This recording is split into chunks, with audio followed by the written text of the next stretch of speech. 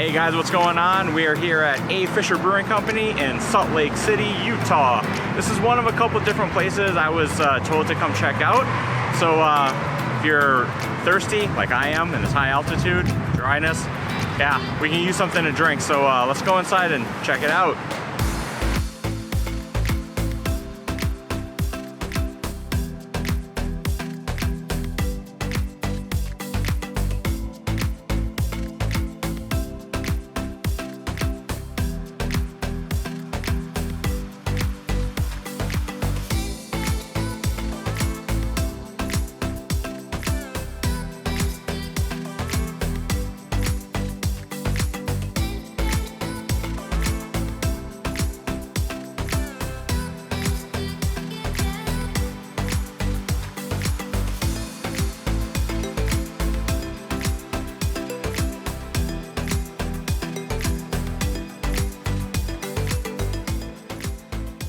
So I did get a Kolsch because I feel like something with like a Kolsch or a Pilsner, you can't hide behind any mistakes that you made. So if these are good solid beers, you can pretty much rest assured that all of their beers are going to be solidly made. I got a blonde ale, I got a Nitro Stout, and I got a Northeast style IPA, one of their juicy IPAs. So we can definitely go through all of these different beers and tell you exactly what I'm tasting on them.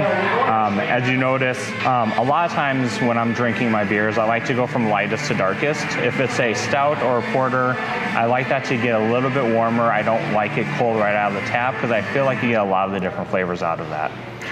In this particular case, because we do have a Nitro Stout, I'm not really too concerned with that. But I am going to kind of just go right through this lineup and give you my opinions on all of these. Before we get started on the beers, I did want to just let you guys know that Utah state law prohibits anything over 5% ABV on tap. Now you can get higher ABV beers at the tap room or at restaurants, but you have to get it in its original package. And sometimes they don't allow you to have that on site. So one of the nice things about being able to drink 5% beers is I could probably have a couple and not really worry about it. But I'm pretty sure the altitude here is really going to kind of compensate for the lack of high ABV on these beers. So we're gonna go ahead and get started with the Kolsch. You can see how clear it is. Nice, clean, crisp.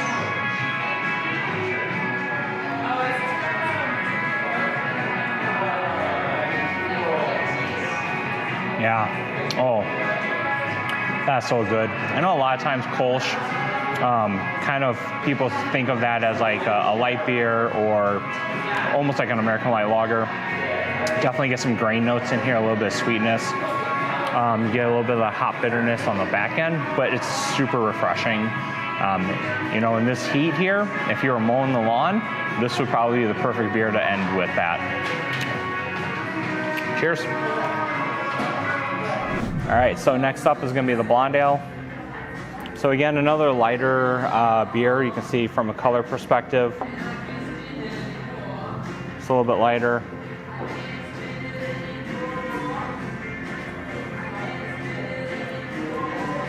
Yeah, I definitely don't get as much of like the grainy notes on it. This is actually pretty mild tasting.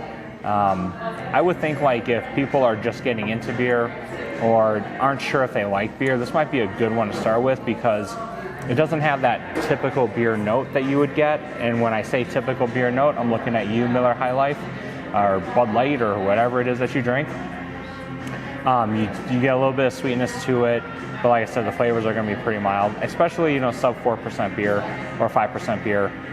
It's going to be a little bit on the mild side. So, but overall, again, another refreshing beer, pretty light on the flavor profile. Not as much bitterness on this as we were getting on the Kolsch. So I think that is also something like if you're not a big fan of that bitterness, the blonde ale would be the better option for you. All right, so next up is going to be the Nitro Coffee Stout. Now they use nitrogen gas in here to really kind of help get that head. And now nitrogen also gives you a little bit more of a creamy mouthfeel when it comes to your beers. So a lot of times stouts and porters may be on what they call the nitrogen tap line, which is different than a standard tap line, which uses carbon dioxide gas. Now, as you can see here, it's got a really nice dark flavor to it, crisp cream colored head. And yeah, it's really, really smooth. Now, one of the things about nitro beers that you have to be very mindful of is that it's going to taste flat because they're not using the carbon dioxide gas to carbonate it. So this is really a non-carbonated beer in its essence, and we use the nitrogen to pump some gas into it to give it that creamy mouthfeel. So it is going to taste a little flat. It's not though, right? It's meant to be this way. Most popular beer that uses this style is going to be Guinness. So if you've ever had a can of Guinness and you pop that top and you hear the little widget spinning, that's the nitrogen being released in the can. And when you pour it, you get to see that cascading effect, and then you actually get that white head on top. Now again, it's going to taste a little flat, not like some other carbonated beers that you had, but that's absolutely intentional. So if carbonation is an issue for you, maybe try some of these awesome nitro beers, and you'll see a huge difference in those flavor profiles. So the last beer we have here is the Galactica Juicy beer. Now this is going to be one of their juicy IPAs. They actually had quite a few different styles of it. A lot of times the main differences are going to be the hops that they use. When I hear something like Galactica, I'm thinking Galaxy hops, but I'll be frank, I don't have the best palate when it comes to picking out these flavor profiles. So if you ask me what kind of hop they use, I probably don't really know, but that's okay. You don't need to know either. If it tastes good, that's all that matters. So as you can see, this is going to be a hazy IPA. You can't really see through it. A lot of times these are going to have very huge citrus notes, that hoppy flavor profile. But the one thing that it does lack is going to be bitterness. So if these are made well like they're supposed to, they're going to be low on the bitterness scale, unlike the standard IPA, which will be higher on that bitterness scale.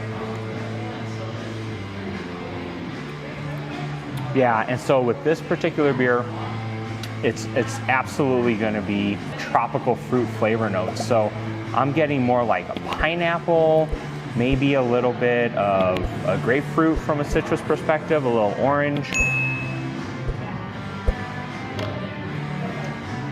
Yeah, but absolutely tropical citrus fruity.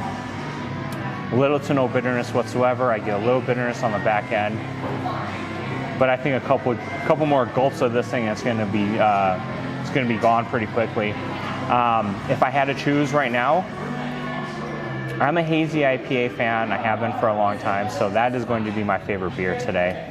But I would tell you, everything I've had here has been very solid. The recommendation that we got to come here, 100% spot on. If you are in Salt Lake City, you need to make a point to stop at this brewery, because I don't think you'll be disappointed whatsoever.